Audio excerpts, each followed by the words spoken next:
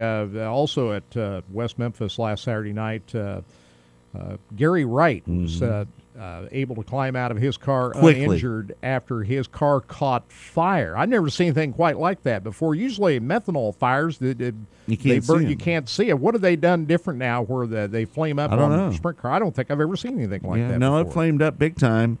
What happened was late in the race, about lap 44 maybe, something like that, out of the 50 laps, there was an accident. I think Gary Taylor was involved in it. Aaron Reitzel was involved in it. Anyway, a couple cars got together. Gary Wright's car immediately caught fire. Again, you can see that on RacinBoys.com.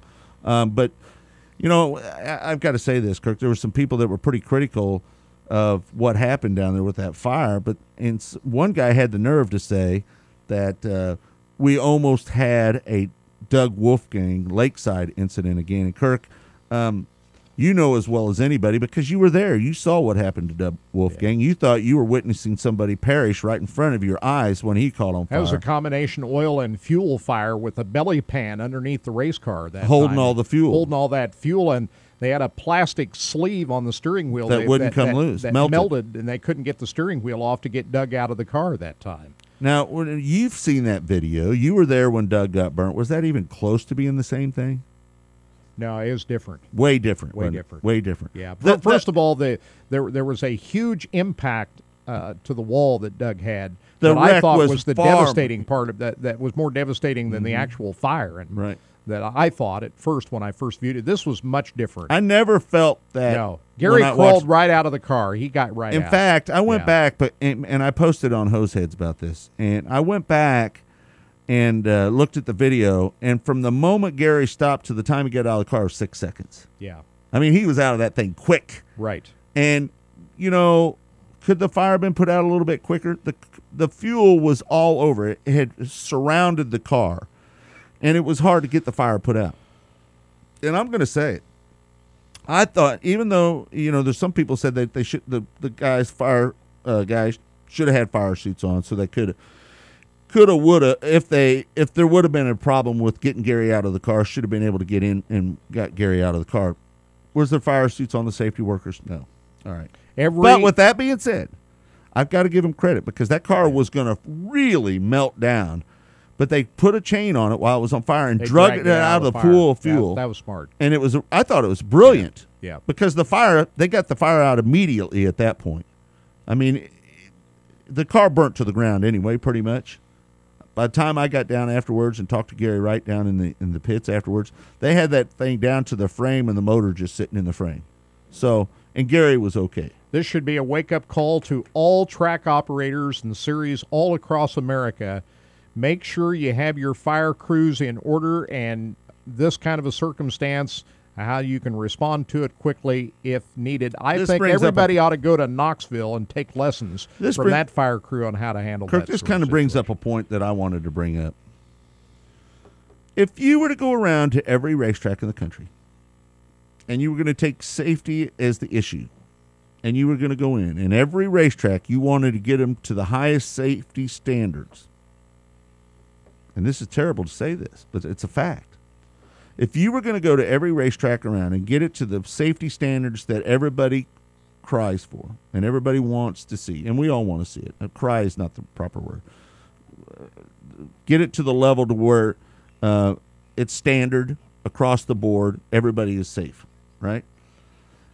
I think it would be so taxing on a lot of these tracks. I wouldn't be surprised if you were to enforce these safety changes that it wouldn't put half the tracks across the country out of business. Well, the expense of it, I when suppose. you're talking about, I'm talking about safety equipment, fencing, placement of grandstands, just everything, the whole gauntlet of safety. If you did everything to the fullest, half of the tracks couldn't afford it. But how much are lives worth, I'm just saying. The fact of the matter is that half the tracks couldn't afford it and put them out of business. Now, with that being said, our drivers, people in the stands that are watching that sit in some areas that are kind of sketchy, is that what they want, to see their favorite track closed down? Would they rather take the chance, go watch the race, or would the racer rather go take a chance and have their track open, or would they say, you know what, I'll go race somewhere else that's safer? And I suppose that's just life, that it's too bad that it takes a fatality, somebody to get killed to see real changes made. No, But not that's usually my what point. happens. That's not my point. My point is that most tracks can't afford those kind of They changes. can't afford it, but they'll change it if somebody gets killed at their racetrack. Or they'll be out of business. yeah. Or they'll be out of business. So I don't know. Nobody thinks it's going to happen to them or their track. Racer X66 says he'll take the chance. I'm kind of like Racer. I mean, as much as I hate to say it, you know, I don't want all our racetracks or half of our racetracks to close down because they're just not doing it right. Well, all I'm saying is Put the beef up the fire crew. Here's what they need to do. If you're worried about fire and that kind of thing, go the extra distance to buy the proper fire equipment for your car. Get an onboard fire extinguisher with many outlets, 2 or 3 outlets.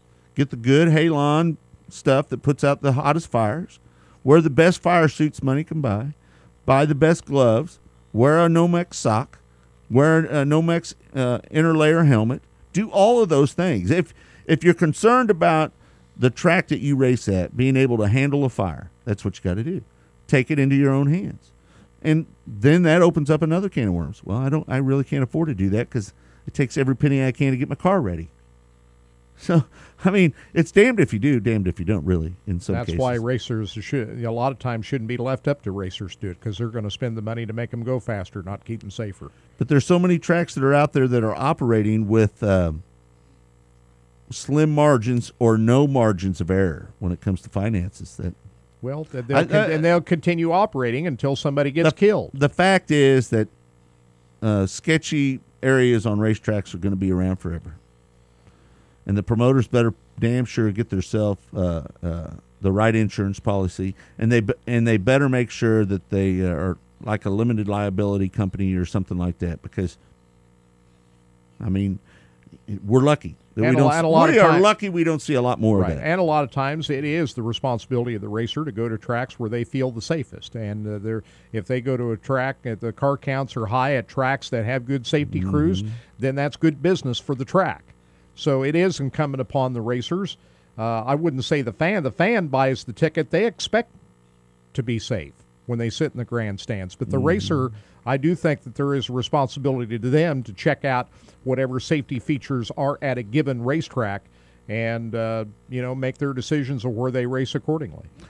Well, I've been to a lot of tracks in the last 3 or 4 years. Let me tell you, I can find an issue at every one of them, even the nicest ones. Yeah. Even the nicest tracks that go the distance to try to do everything, you can find something that could always be improved. So. Yep, no place is safe. In auto racing, it's never 100% safe. I don't think you could ever get that. Whenever you have man versus machine, something's going to go wrong. There's still going to be danger out there. I understand that, but you still have to take the steps necessary to make it as safe as you can be. All right, let's surf around the forum board. We're going to try to do this a little more often, and because this is kind of interaction show, hour number 2. Let's see what's everybody talking about on here. By the way, there's some changes that are going to be coming to the forum board, so stay tuned for that. Oh gosh, I hate it. We've had to create a new back end to the website.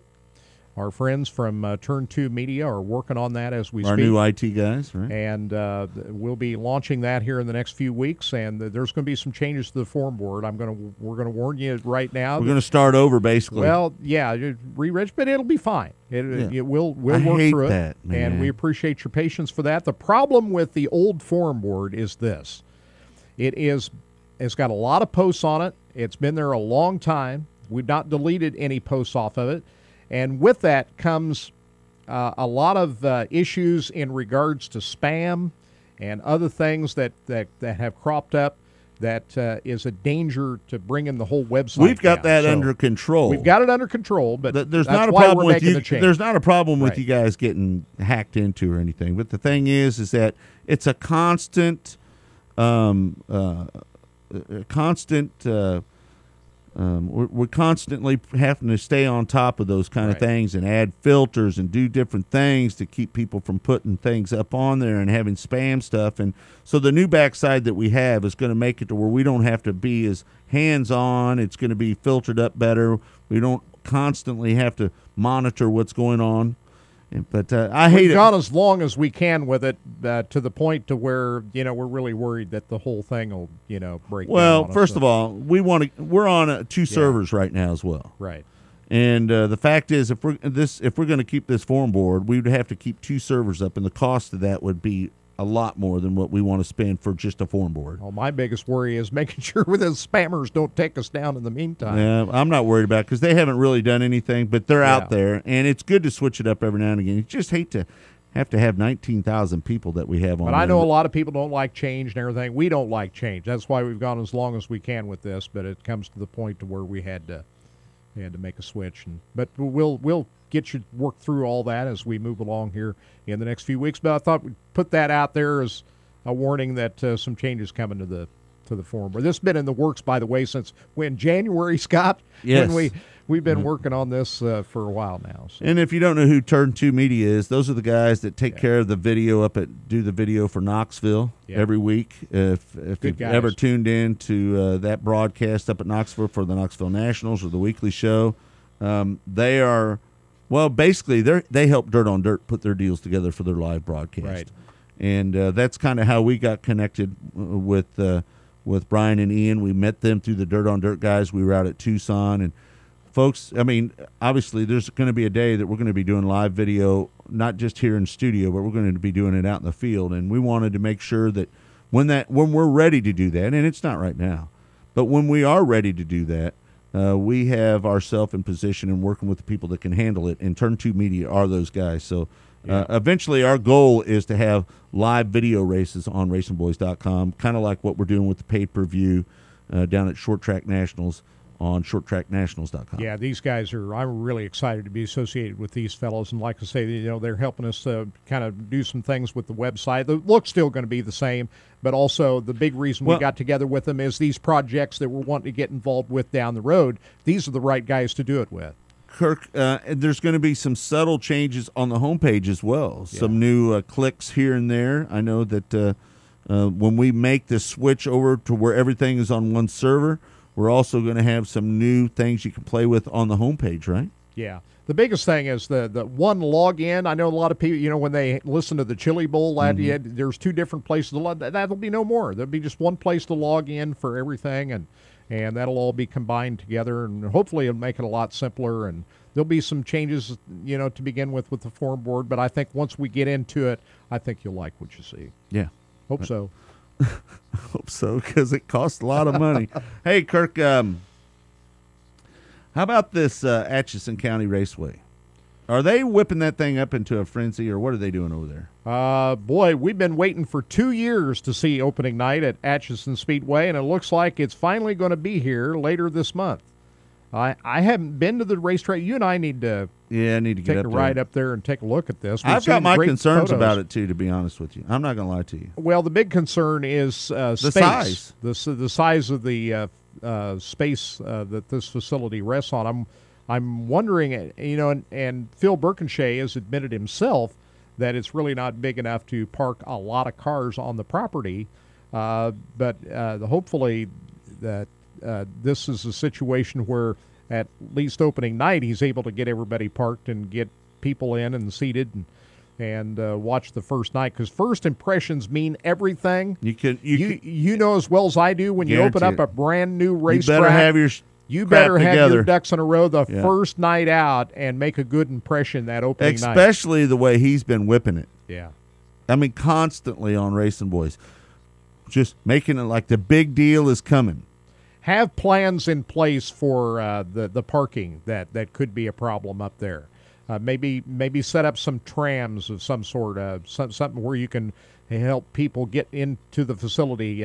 Maybe have buses where you could park people off property and be prepared for that. Have enough food available for people who want to come up and take a look at it. Make sure that you have facility and as good experience for the race fans to show up that night as humanly possible, and anticipate all of the things that might go wrong.